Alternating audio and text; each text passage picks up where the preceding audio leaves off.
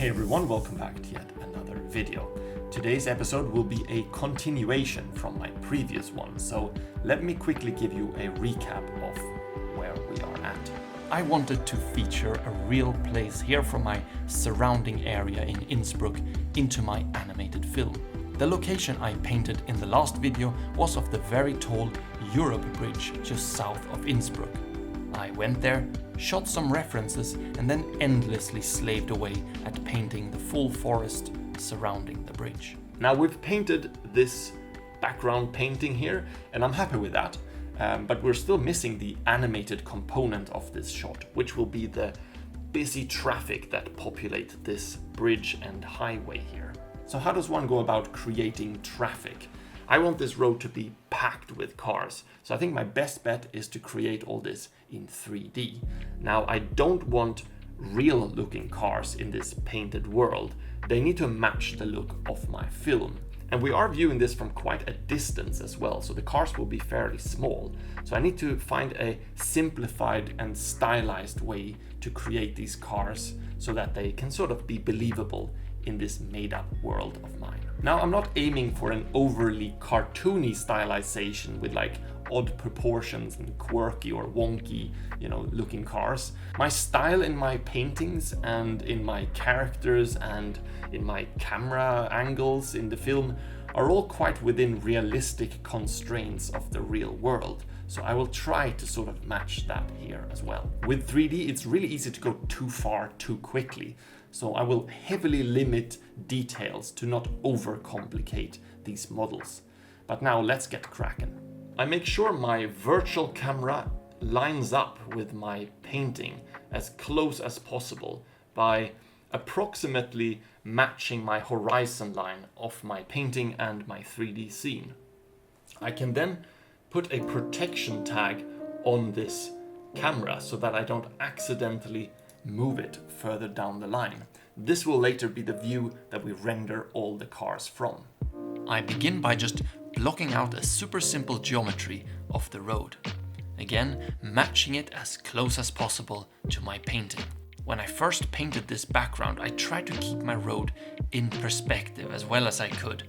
This initial groundwork pays off here because if it would not be in perspective, matching the geometry could be a lot trickier. This geometry will actually not be used in the render, but it will be a good guide to have when navigating the 3D scene and when I start dropping in some cars. The cars are made up of very simple geometry as well. I modeled a base mesh for the general body of the car, which give it its overall shape. Some cylinders for wheels, and then all the details like windows, lights, and license plates I shaped by drawing them out as splines. I did this for a very specific reason. My goal is to render these cars looking like they were drawn with line work, and the splines really aid this workflow.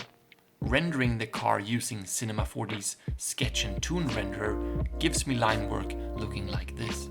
By then texturing the car with solid colors, I get a look that is very simplified, but it's exactly what I'm after. We can't just have one car model in one color. We need to vary things up to make this scene believable. A slight shape adjustment to the rear of the car could give it another character. We could also do with a van and obviously some trucks. And what about some Germans clogging up the traffic on their way down to Italy? And then just a lot of variations. We have a good selection of cars to work with here. Now I have an arsenal of vehicles that can drive down this road. What I'm going to do next is to add some splines that can run along this road that the cars can then follow. Cinema 4D has a tool called a cloner object, which allows you to drop in any geometry or model and have it be duplicated into different formations. One of these formations is to have the clones follow along a spline. I can then offset the position of the clones over time to make it look as if they are driving down the same lane. So I have one lane established here now, and I need another 5 to fill the whole road.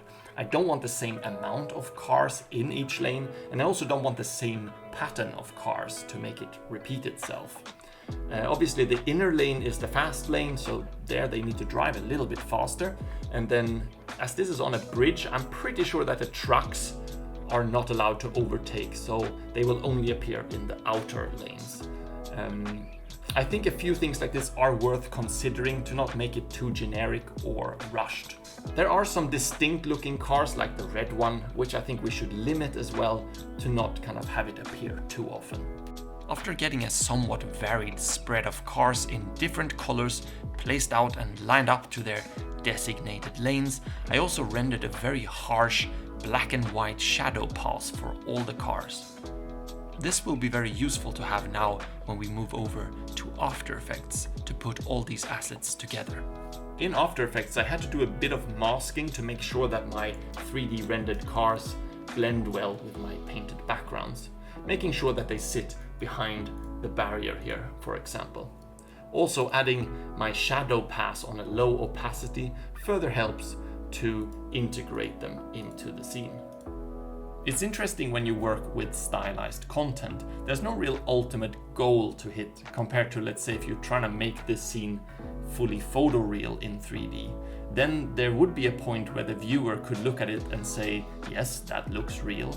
But we can all agree that this does not really look real. So whether I design it this way or in a slightly different way doesn't really matter, and it's sort of up to me to decide. And it gives me kind of more options to explore, and the viewer sort of just has to accept that.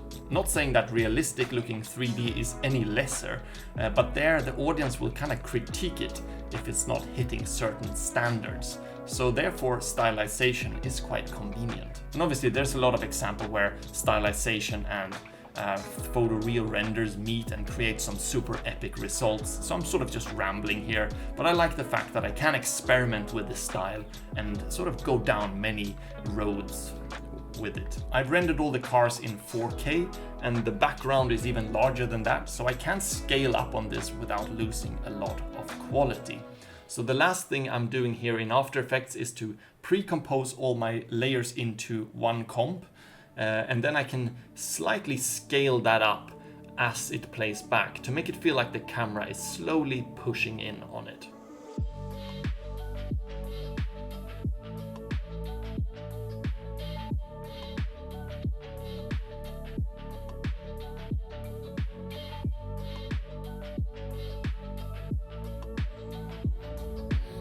I'm really happy about how this one turned out, and I'm looking forward to creating more shots featuring my surrounding area here. Unrelated to my film, I painted this location here in Innsbruck a while back, and I uploaded a longer format video onto my Patreon page where I talk you through the process. So if you're interested in that, then you can head over there and check it out. We got an awesome community going on over there with like-minded people sharing their work and experiences, so don't lose out, join me there.